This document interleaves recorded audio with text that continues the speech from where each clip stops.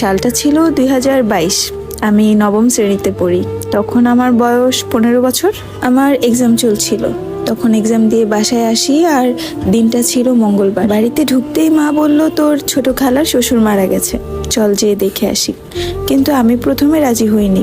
আমি বলেছিলাম যে মা, আমি যাব না, তোমরা যাও। তখন মা বলল, বাড়িতে একা কিভাবে থাকবি, চল। তখন আমি বললাম যে না মা, আমরা দুই বোন বাড়িতে থাকি, তুমি যেয়ে দেখে আসো। মা আবারও বলল, না চল, নানা বাড়িতে যাওয়া হয় না অনেকদিন ধরে, এই ফাঁকে একটু বেরিয়ে আসতে পারবি। এখানে বলে রাখি, নানা বাড়ির পাশেই আমার খালাদের বাড়ি। বড় খালা, মেঝো খালা, ছোট খালা এরা আশেপাশেই বাড়ি। মা এত করে বলছে দেখে ভাবলাম যে যাই। মা যখন এতবার বলছে, যেয়ে আসি। যেই ভাবা সেই কাজ। আমাদের বাড়ি বরিশাল, আর নানার বাড়ি হচ্ছে পিরোজপুরে। তারপর দুপুর 2টা বাজে রওনা দিলাম সবাই মিলে। তারপর আমার খালাতো ভাই আসে আমাদেরকে এগিয়ে নিয়ে যেতে, মেঝো খালার ছেলে। কিন্তু উনি ছোট খালার বাড়ির দিকে না যেয়ে যাচ্ছিল মেঝো খালার বাড়িতে। অবাক হয়ে আমি মাকে জিজ্ঞেস করলাম, মা, আমরা ছোট আন্টির বাড়িতে যাব না, মেঝো খালার বাড়িতে কেন যাচ্ছি? আমি আমার ছোট খালাকে আন্টি বলেই ডাকি। তখন পর্যন্ত বুঝতে পারছিলাম না যে আমার জীবনটা শেষ করে দেওয়ার জন্য সবাই মিলে আমাকে এখানে নিয়ে এসেছে। যাই হোক, তারপরে মেঝো খালার বাড়িতে যাই। যে সবাইকে দেখে মোটামুটি ভালোই লাগলো, খালাতো ভাই বোন সবাইকে। সেখানে বড় খালাও ছিল। প্রথমে ঢুকেই আমি ফ্রেশ হতে চলে গেলাম।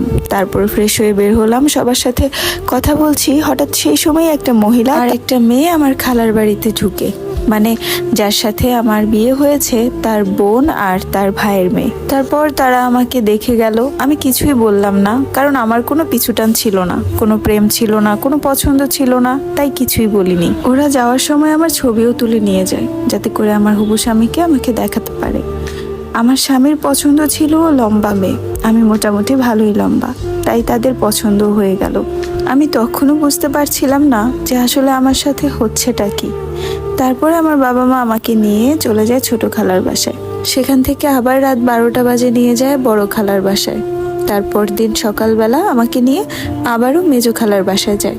সেখানে নাকি আমার হবু শ্বশুর আমাকে দেখতে আসবে। মোট কথা, শ্বশুর বাড়ির সবাই যায় আমাকে সেদিন দেখতে।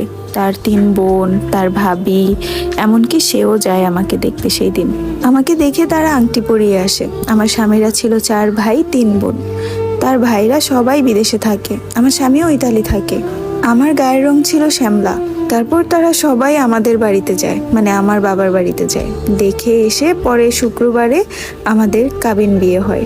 আমার বিয়ের 2 দিন পর আমার শ্বশুর আমাকে একটা ফোন দিয়ে যায়। আমার শ্বশুর ফোন দিয়ে গেলেও আমার স্বামী কখনোই আমার সাথে ফোন দিয়ে কথা বলতো না। আমাদের বিয়েটা হয়েছিল আমার খালার বাড়িতে। আমার কোনো প্রয়োজনে যদি আমি তাকে ফোন দিতাম, সে ফোন ধরতো না। আমি ভেবেছিলাম হয়তোবা নতুন নতুন, তাই এমনিতেই আমার সাথে কথা বলে না। আর আমি বা তখন কি বুঝি বলেন? আমাকে সবাই বলতো ফোন দিতে, আমি ফোন দিতাম, কিন্তু সে ধরতো না। যদিও মাঝে মধ্যে ধরতো, কেমন আছি, কি করছি, এতটুকুই, তারপরে রেখে দিত। এর বেশি কিছুই কখনো বলতো না। তারপর আমি আমার খালার বাড়িতে থাকা অবস্থায় আমার শ্বশুর বলল আমাকে তুলে নিয়ে যাবে, যেহেতু আমাদের কাবিন বিয়ে হয়েছিল। কিন্তু আমার বাবা রাজি ছিল না। আমার বাবা বলল যে খালামনির বাড়ি থেকে আমাকে তুলে নিতে দিবে না, সে তার নিজের বাড়ি থেকে নিতে দিবে। মানে আমার বিদায়টা আমার নিজের বাড়ি থেকে করতে চাচ্ছিল।